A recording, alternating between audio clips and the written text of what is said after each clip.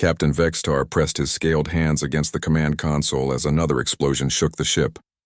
The lights flickered, casting strange shadows across the bridge of Harmony's dream. Through the main view screen, he could see them coming closer. The Devourers. "Captain, hull breach on Deck 7, reported his communications officer, a young female named Zira. Her voice shook as she spoke. "We've lost another compartment." Vextar closed his eyes for a moment. 15,000 refugees were aboard his ship. Families who had escaped when Kesrani Prime fell to the Devourers just 3 days ago. Now they were all going to die in the cold darkness of space. "How long until the hyperdrive comes back online?" he asked. The chief engineer, a stocky being covered in gray fur, shook his head. "The damage is too severe, Captain. We have maybe 6 hours of life support left. The hyperdrive will never work again." Another blast rocked the ship. This time, the lights went out completely for several seconds before the emergency power kicked in. Red warning lights bathed everything in an eerie glow. Vextar had seen the Devourers before. They were not like other enemies. They were part machine, part living creature. They consumed everything in their path. Planets, ships, entire star systems. Nothing could stop them. The Galactic Council had tried for 50 years to find a way to fight them. "Nothing worked. Captain," Zira called out. "I'm picking up something strange." "What kind of strange?" Vextar moved to her station. "It's an old emergency beacon signal. Very primitive. The computer says it's coming from a world called Earth." Vextar frowned. "Earth? I've never heard of it." Zira's fingers danced over her controls. According to the database, it's classified as a pre-contact world. The inhabitants are listed as primitive. The planet is marked as a Class 12 death world. A death world? Vextar felt his heart skip a beat. Death worlds were planets so dangerous that most species couldn't survive there. The gravity was too strong, the atmosphere too poisonous, or the weather too violent. Only the toughest creatures could live on such places. "Yes, Captain. The file says the beings there are called humans. They haven't developed faster than light travel yet. The Council marked them as not ready for contact." Another explosion, closer this time. Vextar could hear metal groaning as the ship's hull began to buckle under the pressure. Through the view screen, he could see the Devourer ships getting closer. They looked like giant insects made of black metal and pulsing flesh. Red lights glowed along their sides like infected wounds. "Captain," the engineer called out, "we have maybe 30 minutes before they reach us." Vextar stared at the data on Zira's screen. Earth was 3 light hours away. Even if the primitives there could help, which was impossible, they would never reach them in time. But what choice did they have? "Zira, can you send a distress signal to Earth?" "Sir, they're primitives. They probably don't even have the technology to receive our signal, let alone respond to it." "Do it anyway." Zira hesitated. "Captain, sending a signal to a pre-contact world violates about 50 different Council regulations." "The Council isn't here," Vextar said quietly. 15,000 people are about to die. Send the signal." Zira's hands moved over her controls. "What should I say?" "Tell them we need help. Tell them we have children aboard." The bridge fell silent except for the constant groaning of the damaged ship and the distant sounds of the Devourers cutting through the hull. Vextar watched the main screen as the enemy ships moved closer. They were beautiful in a terrible way. Their organic parts pulsed with life while their mechanical components gleamed in the starlight. "Signal sent, Captain," Zira reported, though I doubt anyone will receive it. Minutes passed. The Devourers were close enough now that Vextar could see the details of their hulls. Twisted metal mixed with what looked like muscle and bone. Weapons that seemed to grow from their sides like cancerous tumors. He had heard stories from other survivors. The Devourers didn't just destroy ships. They consumed them. They turned everything into more of themselves. "Captain," Zira's voice was excited. "I'm getting a response." "What?" Vextar rushed to her station. "Someone is answering from Earth. The signal is crude, but the translation software is working on it." The speakers crackled with static. Then a voice came through, speaking in a language Vextar had never heard before. The computer worked to translate the words. "Unknown vessel, this is Earth Defense Command. We have received your distress signal. Please transmit your exact coordinates and the nature of your emergency." Vextar stared at the speaker in shock. "Earth Defense Command? The primitives had a defense command?" "Respond," he ordered Zira. "Tell them our coordinates." "Tell them about the Devourers." Zira sent the information. Seconds later, the voice came back. Unknown vessel, we have your position. We are detecting multiple hostile contacts approaching your location. Please confirm. Are these the entities you call Devourers? How do they know about Devourers? The engineer whispered. Vextar felt a chill run down his spine. Confirm, he told Zira. After she sent the confirmation, there was a long pause. Then the voice returned, and this time it sounded different. Harder. Unknown vessel, this is Admiral Stone of Earth Defense Command. We are deploying ships to your location. Estimated arrival time is 22 minutes. Try to stay alive until then. 22 minutes? Vextar looked at Zira in confusion. That's impossible. Earth is 3 light hours away. Before anyone could answer, the Devourer ship suddenly stopped moving. Vextar watched in amazement as the enemy vessels seemed to hesitate, as if they were listening to something. Captain, the engineer called out. I'm reading massive energy signatures coming from the direction of Earth. Whatever they're sending, it's big. Vextar looked around his bridge at his crew. They were all staring at him with hope in their eyes. Hope he didn't want to give them. How could primitives from a death world possibly help them against the Devourers? It was impossible. But as he watched the enemy ships on his screen, he noticed something strange.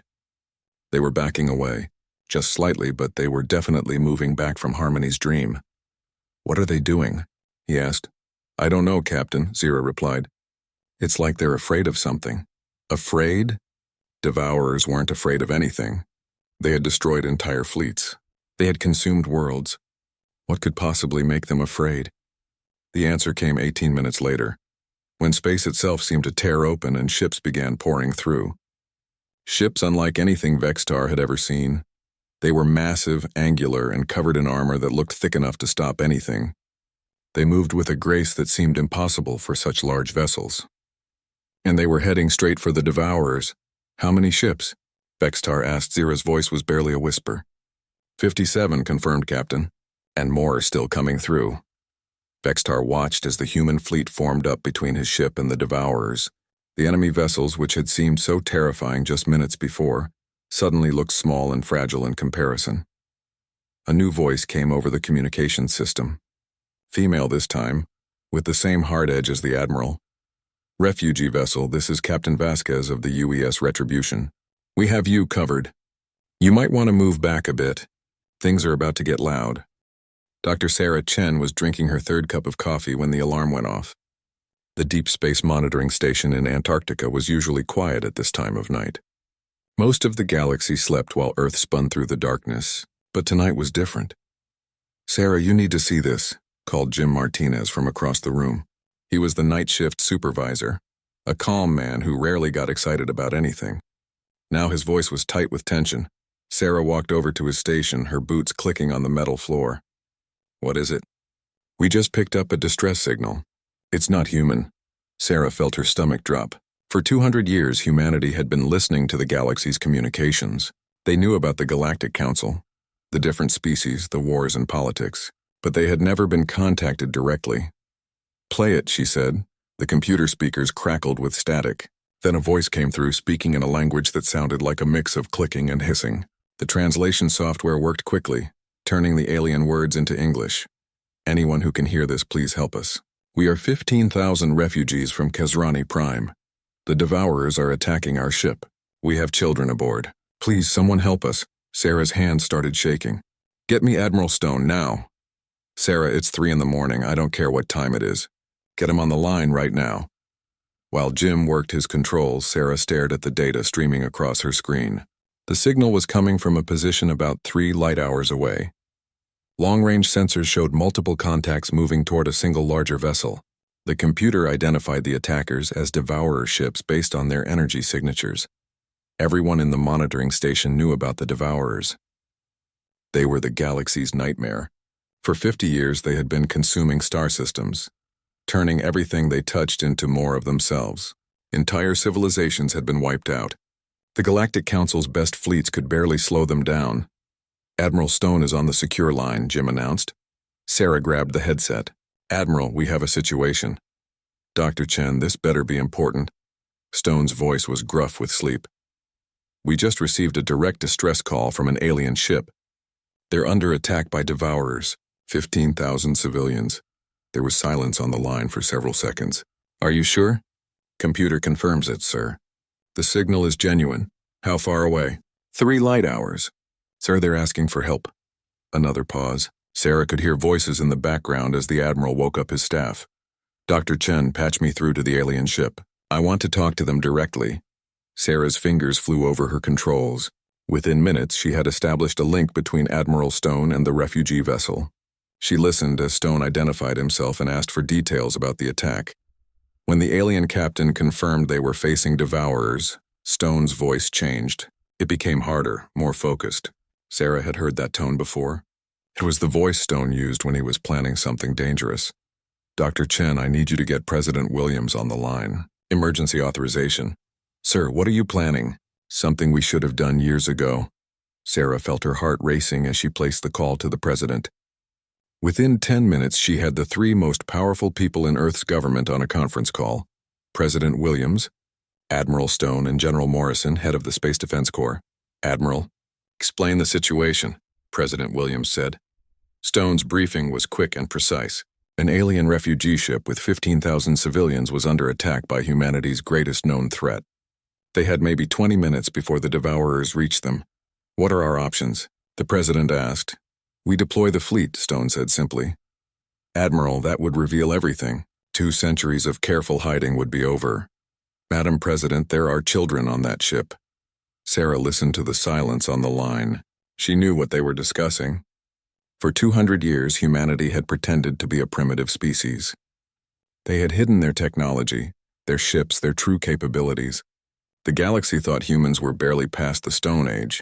It was safer that way. But now they had a choice. Maintain their secret or save 15,000 innocent lives. Dr. Chen, the president's voice came through the headset. You're our alien contact specialist. What's your recommendation? Sarah took a deep breath. Madam President, we've been preparing for this day since we first heard about the devourers. Our ships are designed to fight them. Our weapons are built to kill them. If we don't act now, those people will die. And if we do act, the galaxy will know what we really are. Which is? Sarah looked around the monitoring station. Jim and the other technicians were all watching her. They were all thinking the same thing. The galaxy will know that humans are not the primitive species they think we are. They'll know we've been watching and preparing. They'll know we can fight, Admiral Stone, the president said. How long would it take to get ships to that position? 18 minutes if we use the quantum jump drives. 22 if we use the standard FTL systems. And our chances of success? Against devourers? With our fleet? We'll crush them. There was another long pause. Sarah could hear her own heartbeat in the silence. Admiral Stone, President Williams said finally, deploy the fleet. All of it. Yes, Madam President. Sarah felt a chill run down her spine. She had just heard the moment when humanity stepped out of the shadows. Across the planet, alarms began ringing in hidden bases. Deep underground, massive ships started powering up their engines. On the far side of the moon, weapons platforms that had been disguised as research stations began charging their main guns. In orbit around Earth, camouflaged battleships dropped their stealth fields and revealed themselves to the stars. Dr. Chen, Admiral Stone's voice came back on the line. I need you to maintain contact with the alien ship. Let them know help is coming. Yes, sir. Sarah opened the channel to the refugee vessel. Unknown ship, this is Earth Defense Command. Admiral Stone has authorized a full fleet deployment to your position. Help is on the way. The alien captain's voice came back, filled with confusion. Earth Defense Command? But your world is listed as primitive. How do you have a fleet? Sarah smiled grimly. Captain, you're about to learn that Earth's database entry is a little bit out of date. Through her sensors, Sarah watched as ships began appearing around Earth. Massive battleships that had been hidden in underground caverns. Destroyers that had been disguised as asteroids. Carriers loaded with fighters that could operate in conditions that would kill most alien pilots. The human fleet was moving out, and they were angry. Sarah had studied human history. She knew what happened when someone threatened human children. The galaxy was about to learn that lesson too. Dr. Chen, Jim called out. Long-range sensors show the fleet is jumping to FTL. Estimated arrival time at the alien ship is 18 minutes. Sarah nodded and opened the channel again. Refugee vessel. This is Earth Defense Command. Our ships will arrive in 18 minutes. Hold on. As she watched the sensor displays, Sarah realized that everything was about to change. In 18 minutes, humanity would no longer be the galaxy's best-kept secret. They would be its newest players. And the Devourers were about to discover why Earth was classified as a death world. Captain Elena Vasquez stood on the bridge of the UES Retribution and watched the Devourers through the main view screen. She had studied them for years, reading every report, watching every recording of their attacks. But seeing them in person was different. They were bigger than she had expected. The largest ship was almost 2 kilometers long, its hull a twisted mix of black metal and pulsing organic matter. Red veins of energy ran along its sides like infected blood vessels.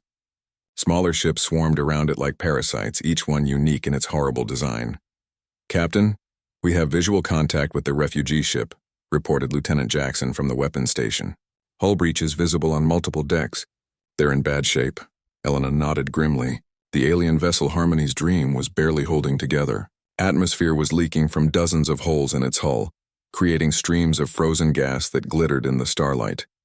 The ship was listing to one side, its engines flickering weakly. "How many Devourer ships?" Elena asked. 12 confirmed contacts. 1 heavy cruiser, 4 destroyers, 7 scouts. Elena smiled coldly. The Devourers had been terrorizing the galaxy for 50 years. They had destroyed entire fleets, consumed whole star systems, but they had never faced humans before. "Signal the fleet," she ordered. "Attack pattern Delta 7. Target the scouts first, then work our way up." "Captain," came Admiral Stone's voice over the communication system, "you are cleared to engage. Show them what Deathworld engineering looks like." Elena's smile grew wider. "All ships, this is Retribution. Weapons free. Light them up." The human fleet opened fire. Elena watched as beams of pure energy lanced out from 57 human warships. The weapons were powered by controlled fusion reactions, each shot carrying the energy of a small star. The Devourer scouts simply vanished, vaporized instantly by the concentrated firepower. "Holy shit," whispered Lieutenant Jackson. "Did you see that?" "Language, Lieutenant," Elena said, but she was grinning. "Target the destroyers." The Devourer ships tried to fight back. Their weapons were powerful, based on technology they had stolen from dozens of conquered species. Energy beams and kinetic projectiles streaked toward the human fleet. Elena felt the ship shake as a Devourer energy beam struck their shields. Warning lights flashed on her console, but the damage readout showed minimal impact. "Shields holding at 97%, reported the engineering officer. "That barely scratched us." Elena wasn't surprised. Human ships were built for one purpose: survival. When you lived on a planet where everything tried to kill you, you learned to build things that were hard to destroy. The Retribution's armor was made from materials that could withstand the pressure at the bottom of Earth's deepest oceans. Its shields were designed to deflect solar radiation and asteroid impacts. A Devourer destroyer tried to ram the human ship UES Avalanche. Elena watched in satisfaction as the alien vessel simply bounced off the human ship's shields, its hull crumpling like paper. "All Devourer scouts eliminated," Jackson reported. "Destroyers are taking heavy damage." "Good, signal the Avalanche. Tell Captain Rodriguez he owes me a drink for that ramming attempt." Elena's tactical display showed the battle progressing exactly as planned. The human ships moved through space with a grace that seemed impossible for vessels of their size. They spun and rolled, avoiding enemy fire while delivering precise shots that tore through Devourer hulls. "Captain," called the communications officer, "we're getting a signal from the refugee ship. They want to know how we're doing that." "Doing what?" "Operating at 12 gravities of acceleration." Elena laughed. "Tell them it's because we're from a death world. 12 Gs is a light workout for us, it was true. Earth's gravity was 3 times stronger than galactic standard. Humans who grew up in that environment could handle accelerations that would turn most aliens into jelly. Every human ship was designed to take advantage of that fact, pulling maneuvers that would be impossible for other species. "Captain, the Devourer cruiser is moving toward the refugee ship," Jackson warned. Elena's expression hardened. "Signal all ships. Priority target is the heavy cruiser. I want that thing dead before it gets within weapons range of those civilians." 20 human battleships turned their attention to the Devourer cruiser. The alien vessel was massive and heavily armored, its hull covered in the twisted remains of ships it had consumed. But armor meant nothing when facing weapons designed by humans who had learned warfare on a planet that never stopped, trying to kill them. The first volley from the Human fleet stripped away the cruiser's shields. The second volley punched through its armor. The third volley found something vital inside, and the entire ship exploded in a ball of green fire. All Devourer ships eliminated, Jackson reported. Total engagement time, 4 minutes and 37 seconds. Elena nodded with satisfaction. 4.5 minutes to destroy a Devourer fleet that would have taken the galaxy's best ships hours to defeat. Not bad for humanity's first official contact with alien life. Open a channel to the refugee ship, she ordered. The main screen flickered, showing the bridge of Harmony's dream. The alien captain was a tall, scaled being with large eyes that seemed to glow in the dim light. He was staring at Elena with an expression of pure shock. "Captain," Elena said with a polite smile, "this is Captain Vasquez of the United Earthship Retribution. Are you and your people safe?" The alien captain opened and closed his mouth several times before finding his voice. You destroyed them. You destroyed a Devourer fleet in less than 5 minutes. Yes, we did. Are your people injured? Do you need medical assistance? Yes, we have wounded. But how? How is this possible? Your world is listed as primitive. You're not supposed to have ships like this. Elena's smile grew slightly colder. Captain, I think you'll find that Earth's database entry is a little bit outdated. We'll be sending medical teams over to help your wounded. Our doctors are trained to work with non-human biology. Your doctors know alien biology? Captain, we've been watching the galaxy for a long time. We know more than you might think. Elena ended the call and turned to her communications officer. Send word to Admiral Stone. The refugees are secure and we're beginning rescue operations. Also request permission to begin the cultural exchange protocols. Cultural exchange protocols, Captain? Elena looked out at the wreckage of the Devourer fleet drifting in space. Someone's going to have to explain to these people that humans aren't quite what the galaxy thinks we are. We've been hiding for 2 centuries, but I think our secret is out now. As human medical ships moved toward Harmony's dream, Elena thought about what came next. The galaxy would learn that the primitive Deathworlders had been watching them all along. They would discover that Earth had built a military force specifically designed to fight the threats that even the great galactic powers feared. The Devourers had been the galaxy's nightmare for 50 years. Now they were about to become humanity's target practice. Captain, Jackson called out, Admiral Stone is requesting a casualty report.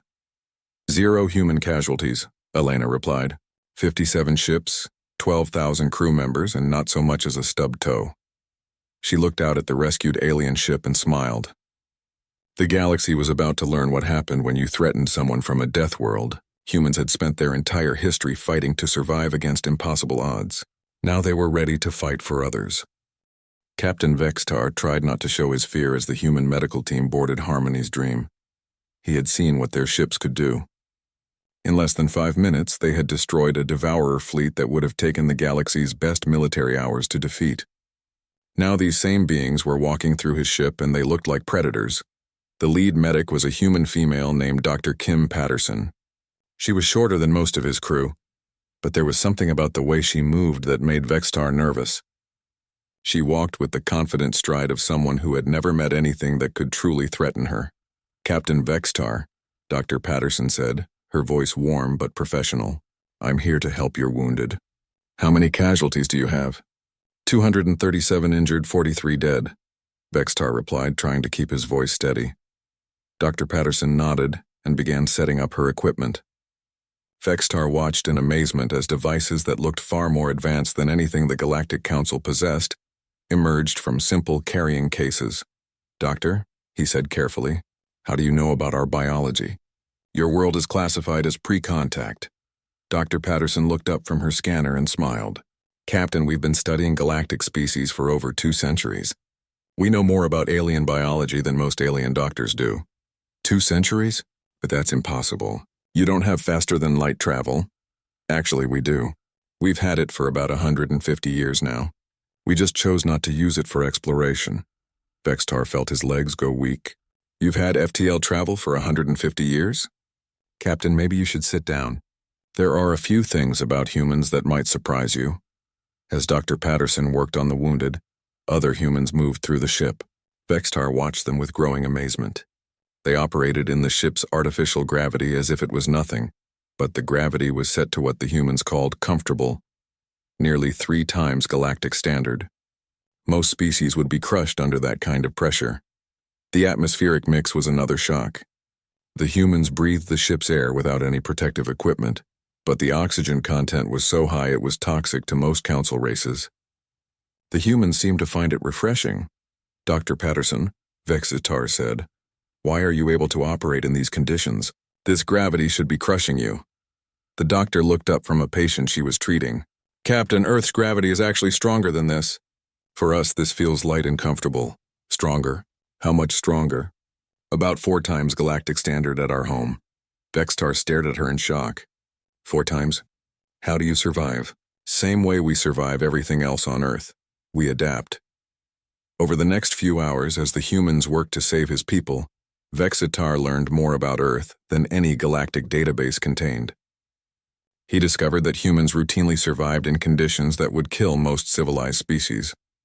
Their world was covered in poisonous plants, deadly animals, and weather patterns that could level cities. "Captain," Dr. Patterson said during a break in her work, "would you like to see something interesting?" She led him to a section of the ship where human technicians were repairing damage from the Devourer attack. Vextar watched in amazement as they worked in vacuum, wearing only light suits that looked more like clothing than proper spacesuits. "How are they surviving out there?" he asked. "Standard human EVA suits. They're designed for Earth conditions, so they work fine in space. But the radiation, the cold, the vacuum." "Captain, humans evolved on a planet with deadly radiation from our sun, temperatures that swing from freezing to boiling, and atmospheric pressures that change constantly. Space is actually pretty mild compared to some places on Earth." Vexitar felt a chill run down his spine. "Dr. Patterson, how long have you known about the galaxy?" "Since 1847 by your calendar. We detected the first Galactic Council transmissions with our primitive radio equipment." 1847? That's 178 years ago. "Yes. We've been listening ever since, learning, preparing." "Preparing for what?" Dr. Patterson's expression grew serious. "For the day we would need to defend ourselves. Or defend others." A new voice spoke from behind them. "Doctor, is our patient ready for the cultural briefing?" Vextar turned to see a human male in a military uniform. He was tall and broad-shouldered, with the same predator's grace that all humans seem to possess. His uniform bore insignia that Vextar didn't recognize. "Captain Vextar," Dr. Patterson said, "this is Colonel James Foster, our cultural liaison officer." "Colonel," Vextar said, trying to sound confident, "I have many questions." "I imagine you do. Let's start with the most important one. Why didn't we make contact sooner?" Colonel Foster led them to a quiet section of the ship and produced a small device that projected holographic images into the air. The first image showed Earth as it appeared in the galactic database, a primitive world with crude technology and barely evolved inhabitants. "This is how the galaxy sees us," Foster said. "Primitive, harmless, not worth bothering with." The image changed, showing massive human cities, space elevators reaching into orbit, and fleets of warships hidden in asteroid fields. "This is what we really are," Foster continued. "We've been building, learning, and preparing for 178 years. Vextar stared at the images in shock. "Why? Why hide your true nature?" "Because we studied galactic history, Captain. We saw what happened to species that developed too quickly or appeared too threatening. They were either conquered, controlled, or destroyed. We decided it was safer to watch and wait. But the Devourers, we've been tracking the Devourers for 30 years. We know their biology, their technology, their tactics. We've been building our fleet specifically to fight them." Foster changed the image again. This time it showed detailed schematics of Devourer ships, complete with tactical analysis and identified weak points. "Captain, humans have spent their entire existence fighting to survive against impossible odds. We're very good at identifying threats and finding ways to eliminate them." Vextar thought about the battle he had witnessed. 12 Devourer ships destroyed in less than 5 minutes by weapons that turned matter into energy. Ships that moved like dancers while carrying armor thick enough to stop planet killers. "Colonel, what happens now? Now that your secret is revealed?" Foster smiled, and for the first time it looked friendly instead of predatory. "Now we stop hiding. The galaxy is about to discover that the Deathworld primitives are ready to join the conversation. And the Devourers? The Devourers have been the galaxy's nightmare for 50 years. They're about to become our problem instead." Foster stood up and extended his hand to Vextar. Captain, humanity would be honored if you would serve as our first official contact with the Galactic Council. Someone needs to tell them that Earth is ready to take its place among the stars. Vextar looked at the offered hand. It was a human gesture of friendship, but he could see the calluses on Foster's fingers, the scars on his knuckles. These were the hands of someone who had fought and survived. He reached out and shook the human's hand. Colonel, it would be my honor. Though I think the Council is going to be very surprised. Foster's grin grew wider. Captain, I'm counting on it. 6 months after the rescue of Harmony's dream, Captain Vextar stood in the main chamber of Centauri Station. The massive space station served as neutral ground for Galactic Council meetings, its halls filled with representatives from hundreds of species. Today, those halls were buzzing with nervous energy. Vextar wore a new title now, First Contact Survivor. The Council had appointed him as the official liaison between humanity and the galaxy. It was an honor he wasn't sure he wanted, especially considering what he was about to help unleash. The main chamber was packed. Representatives from every major species in the galaxy had come to witness this moment. At the center of the room stood a simple podium where Ambassador Sarah Chen waited patiently. She looked small compared to the towering aliens around her, but Vextar had learned not to judge humans by their size. The Council recognizes Ambassador Chen of the Human Republic, announced Council Speaker Mordak, a massive being with 4 arms and silver skin. Ambassador Chen stepped forward with the same confident stride that all humans seemed to possess. She carried a simple datapad and wore a dark blue uniform that looked almost military in design. Honored Council members, she began, her voice carrying clearly through the chamber's translation system. 6 months ago, humanity emerged from self-imposed isolation to save 15,000 civilians from devourer attack. Today we formally request recognition as a sovereign galactic power. A murmur ran through the chamber. Many of the representatives were seeing a human for the first time.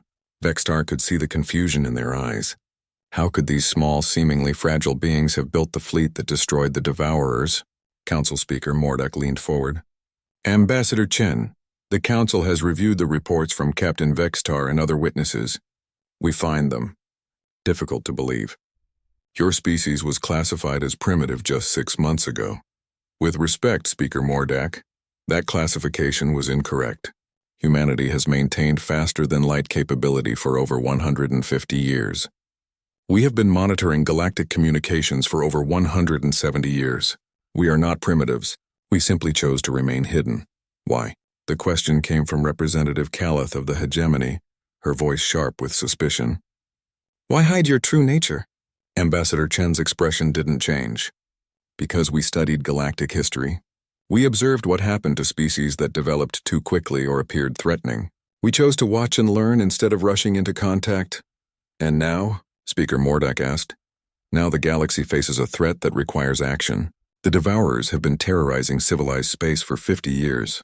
In that time, they have consumed 47 star systems and killed approximately 2 billion sentient beings.